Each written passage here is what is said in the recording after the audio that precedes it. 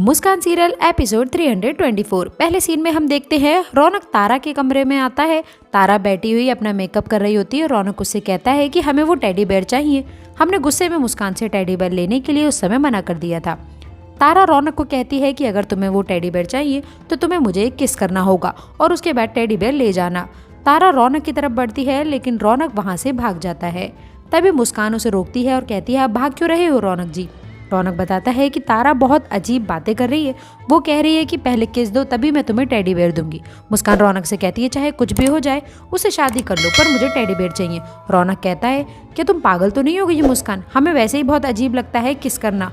मुस्कान कहती है रौनक जी वो चाबी लाना हमारे लिए बहुत ज़रूरी है। आपको कुछ भी करके टेडी बेयर लाना होगा। आप कॉलेज में तो बहुत फ्लर्ट करते थे, ऐसे ही उस तारा पर कुछ जादू चलाइए और टेडी बेयर ले आइए। मुस्कान उसे जबरदस्ती तारा के पास भेज देती है।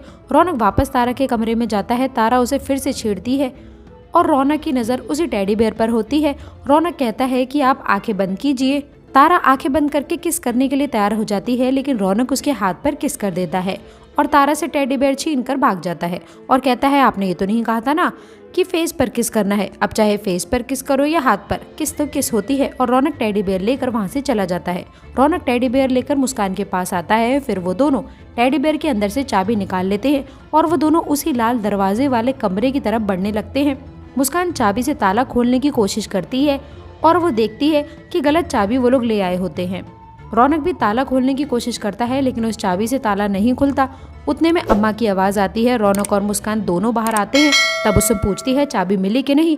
मुस्कान अम्मा को चाबी दे देती है और कहती है ये चाबी यही नीचे पड़ी थी। वहीं टेडी बेयर भी सभी बनकर तैयार हो जाते हैं। अम्मा कहती हैं कि तुम ये सारी टेडी बेयर दे आओ और सारे पैसे मेरे हाथ में ला कर देना। अम्मा सोने के लिए चली जाती हैं। अम्मा अपने कमरे में पहुंचती हैं और गायत्री जी से कहती है कि मैं सोने जा रही हूँ, मुझे डिस्टर्ब बिल्कुल भी मत करिएगा।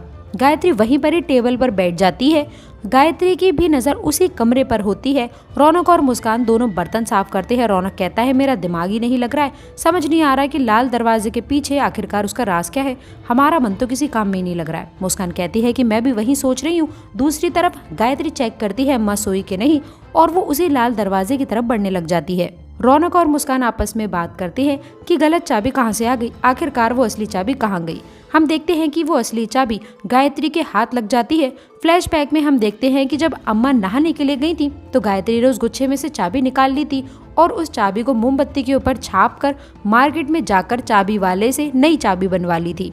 गायत्री उस डुप्लीकेट चाबी से दरवाजा खोलकर उस बंद कमरे के अंदर चली जाती है। गायत्री आगे बढ़ती है। उसकी नज़र कमरे में रखे एक बक्से पर पड़ती है। साथ ही उस कमरे में रखा हुआ झूला अचानक से हिलने लगता है। गायत्री उसे देखकर डरती है और सोचती है कोई वहाँ पर है।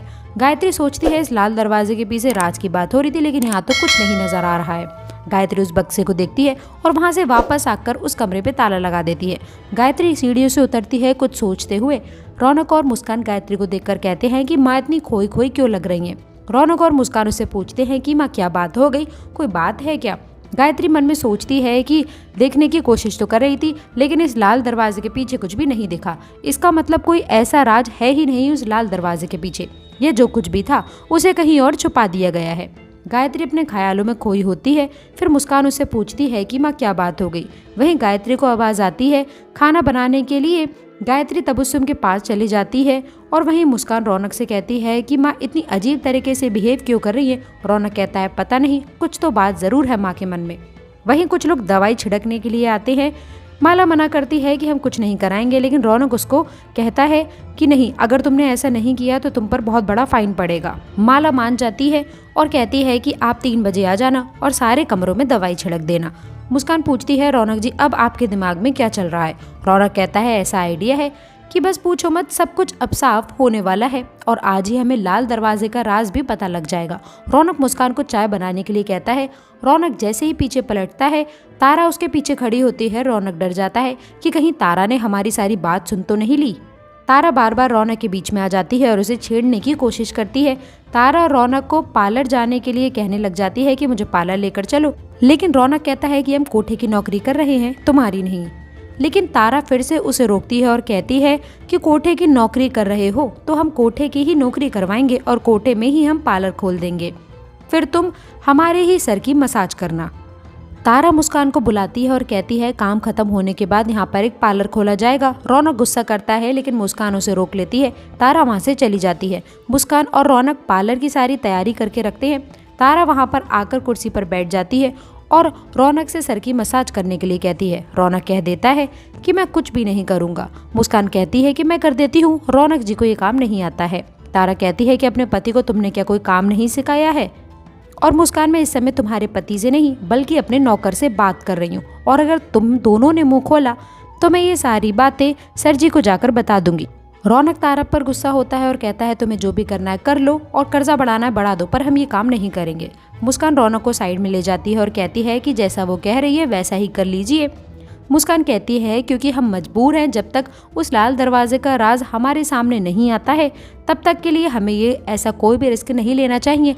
एक बार वो राज हमारे सामने आ गया फिर तो हमें इस कोठे से तो आज़ादी मिल ही जाएगी और साथ ही मजदूरी से भी। रौनक जैसे ही उसकी बात मानता है उतनी देर में प्रेस कंट्रोल वाले वहां पर आ जाते हैं और प्रेस कंट्रोल वालों के साथ में हम देखते हैं कि हनुमान भी उन्हीं का भेष लेकर आया होता है और यहीं पर ही एपिसोड खत्म हो जाता है। मुस्कान सीरियल के और एपिसोड देखने के लिए आप हमारे चैनल को सब्सक्राइब और अगर वीडियो अच्छी लगी तो वीडियो को लाइक ज़रूर करें। लास्ट तक बने रहने के लिए आप सभी का बहुत बहुत धन्यवाद and thanks for watching my video.